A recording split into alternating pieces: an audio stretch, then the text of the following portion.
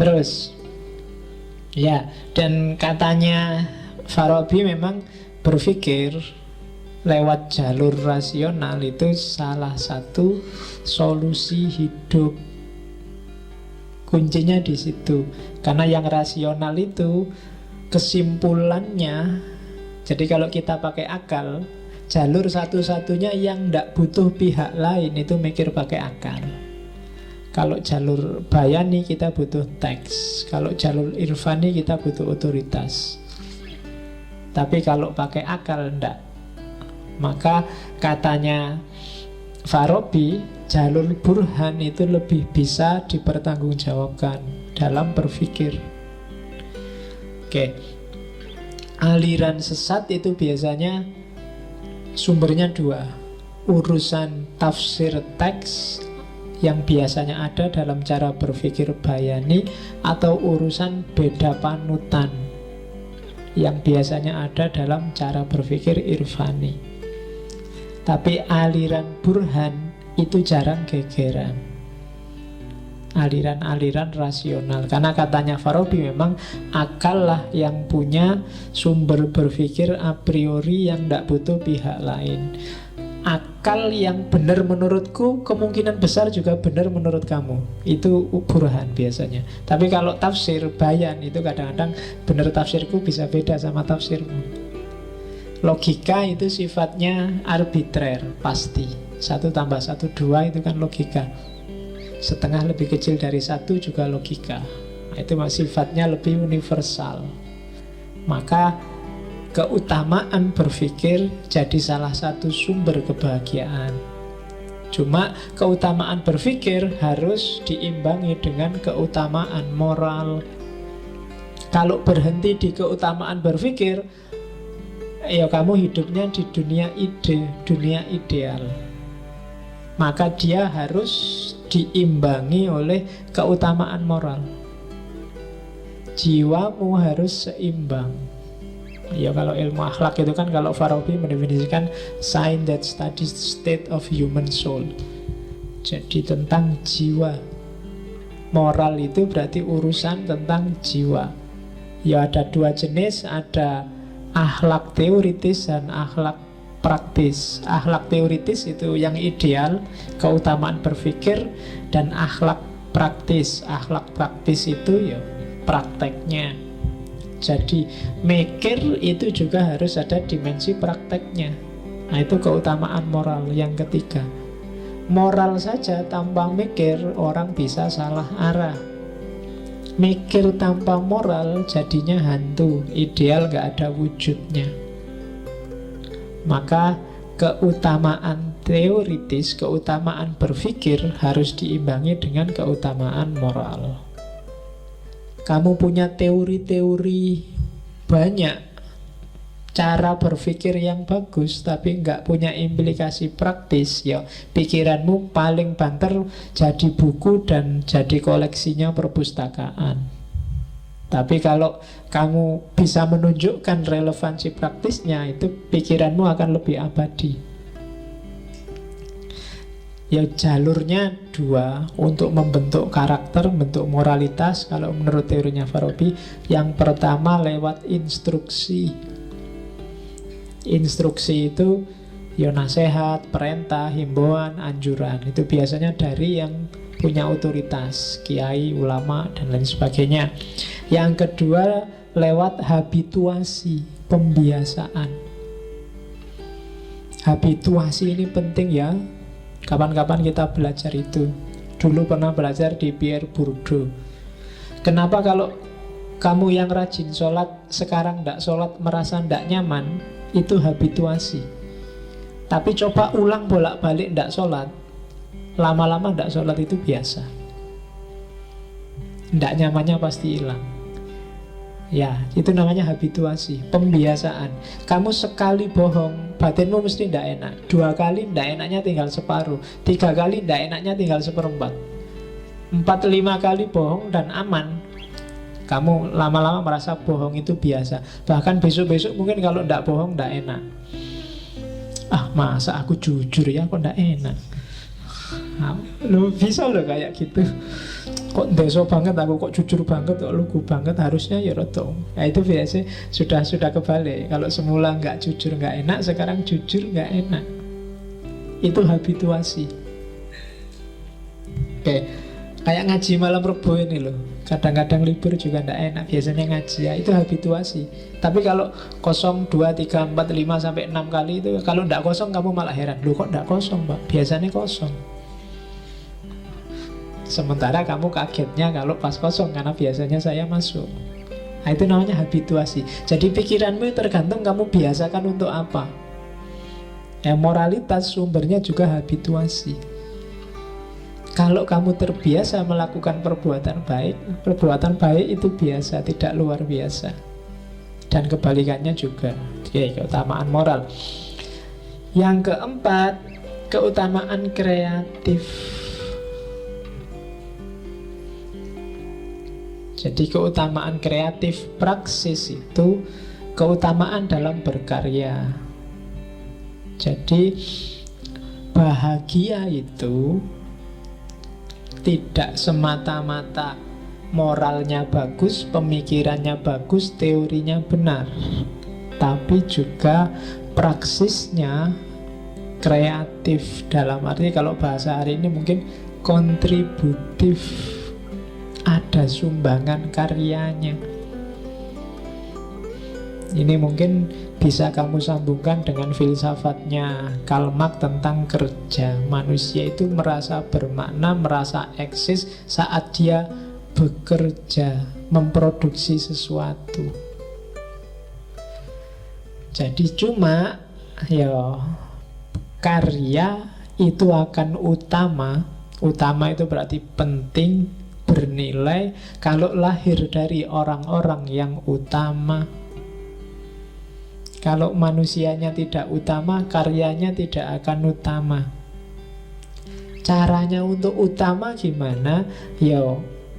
Keutamaan teorinya ada, keutamaan proses berpikirnya ada, keutamaan moralitasnya ada. Jadi orangnya pinter, pengetahuannya banyak, itu kan pinter. Orangnya cerdas, proses berpikirnya jalan. Dan orangnya bermoral, maka karyanya pasti kontributif, pasti utama. Dan orang semacam ini dia sendiri bahagia dan bisa membahagiakan orang lain. Jadi mix antara 4 hal inilah yang bikin orang bahagia.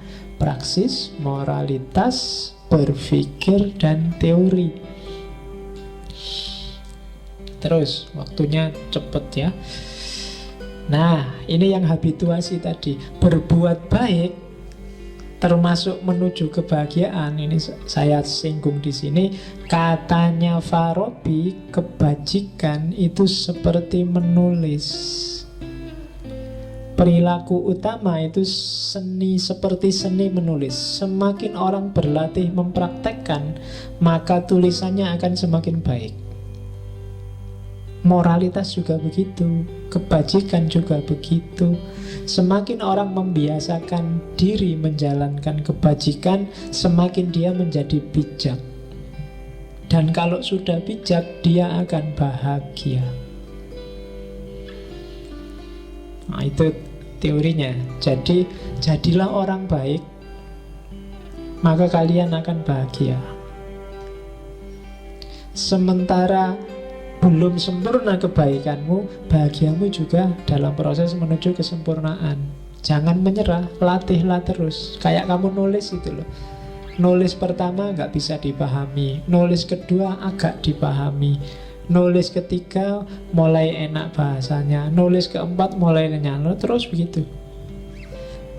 Tapi kalau kalian nggak latihan-latihan, merasa sudah ngerti, merasa sudah bisa dan selesai, ya kalian nggak akan jadi orang bijak. Meskipun punya wawasan tentang kebajikan, harus dijalankan. Kayak kalian latihan nulis, ya sebenarnya nggak cuma nulis, ngomong juga begitu.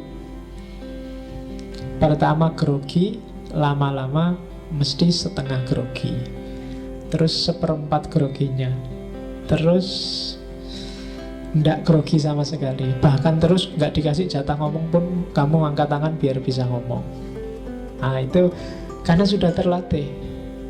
Jadi hidup ini semacam itu yang tadi saya sebut habituasi. Awal memang rasanya nggak enak. Biasanya kamu nggak sodako. Kalau sodako paling kamu cari yang paling kecil terus kamu cemplungkan 500 mungkin, atau 1000 atau 2000. Kalau ada orang ratusan ribu dicemplungkan, kamu geleng-geleng kepala. Paling mau anggap orang itu nggak pinter ya, 100.000 kok dicemplungin. Tapi coba kamu biasakan, ngasihlah tiap Jumat 100.000, 100.000. Kamu ngasih di bawah itu, besok rasanya nggak enak. Nggak ngasih juga nggak enak. 100.000, 100.000, terus minggu selanjutnya nggak ngasih, uang duitmu habis. Rasanya nggak enak mesti. Nggak enaknya karena duitnya entek. Jadi itu habituasi namanya. Jadi kebajikan itu seperti menulis. Terus, nah, kebahagiaan manusia itu berarti rumusannya akhirnya ada dua. Jadi bahagia itu campuran, mix antara kemampuan dan kemauan. Mikir itu kan kemauan, pengetahuan itu kemampuan, berkarya itu kemauan plus kemampuan, moralitas itu kemampuan. Jadi akhirnya bahagia itu gabungan antara kemampuan dan kemauan. Rumusnya, ini rumus dari Tahsilus Sa'adah. Setiap orang dapat memahami kebahagiaan dan dia punya perangkat untuk hidup bahagia. Tidak terkecuali siapapun. Tidak miskin, tidak kaya, tidak muda, tidak tua. Dia punya fasilitas lengkap untuk hidup bahagia. Allah tidak akan menganaktirikan siapapun. Jadi kita punya alat, kita punya fasilitas untuk bahagia. Cuma masalahnya tidak semua orang mau mendayagunakan fasilitas itu. Dikasih akal tidak mau mikir, dikasih imajinasi tidak mau kreatif, dikasih insting dicuekin, dikasih naluri dimatikan, ya selesai. Jadi tidak semua orang mendayagunakan kapasitasnya. Itu nanti yang jadi sumber kebahagiaan tidak tercapai. Padahal ada rumus yang ketiga. Tidak semua orang yang mendayagunakan kapasitasnya otomatis jadi bahagia. Karena kadang-kadang kebahagiaan tidak jadi tujuannya. Kamu mikir tujuannya untuk nipu. Kamu mengumbar nafsu itu kan mengumbar insting. Tujuannya hanya untuk kesenangan sementara, senang-senang. Itu pakai kapasitas tapi tidak bahagia. Karena ternyata kebahagiaan bukan tujuanmu. Oke, itu rumus yang keempat. Ada juga orang yang sudah menggunakan kapasitasnya, sudah ingin bahagia, tapi tidak nyampe juga di kebahagiaan. Itu mungkin karena metodenya salah. Mungkin level teoritisnya belum lengkap, pengetahuannya tidak cukup, akalnya kurang cerdas, sehingga wawasannya pendek. Jangan salah, orang tidak cerdas itu di antara cirinya kan wawasannya pendek. Orang yang wawasannya pendek, kalau ada masalah itu biasanya susah nyari alternatif jawaban. Dan itu juga trouble. Ngantuk. Loh, orang yang ngantuk itu yo piye carane bendak ngantuk? Wah, ndak ada, tidur aja. Nah, itu. Tapi kalau yang cerdas, caranya biar nggak ngantuk, misalnya minum aja terus, misalnya matanya diganjel aja, misalnya loh, itu kan alternatif namanya, contohnya. Jadi sambil merem, sambil ketawa, pokoknya ketawa aja terus, nanti kan nggak ngantuk misalnya. Itu kan solusi.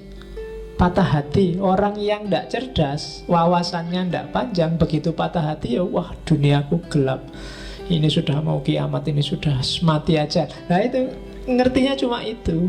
Tapi kalau yang cerdas kan, wah diputus ini, oh alternatifnya banyak, masih tenang aja. Bisa dirayu lagi biar balik, bisa ke dukun, bisa ya banyak caranya biar dia kembali. Ya cari yang lain, emangnya ndak bisa nyari di bawahnya misalnya kan. Mulai ya kan di atasnya kan. Kalau kamu sedang marah jangan bilang emangnya aku ndak bisa nyari di atasmu, ndak, susah. Nyari di bawahmu mesti banyak. Oke. Jadi itu kan dari atas tadi kan. Ndak semua orang pasti punya kapasitas untuk bahagia. Cuma ndak semua orang menggunakan kapasitas itu. Yang kedua, dari semua orang yang ada orang yang menggunakan kapasitas tapi tujuannya bukan kebahagiaan, ia ndak akan bahagia. Ada orang yang menggunakan kapasitas tujuannya kebahagiaan tapi ndak nyampe atau belum nyampe dalam bahagia karena mungkin prosesnya belum penuh. Dan orang yang terakhir ini harus sabar di dalam menempuh 4 keutamaan tadi. Keutamaan teoritis, keutamaan berpikir, keutamaan moralitas, dan keutamaan praksis. Baru dia bisa bahagia.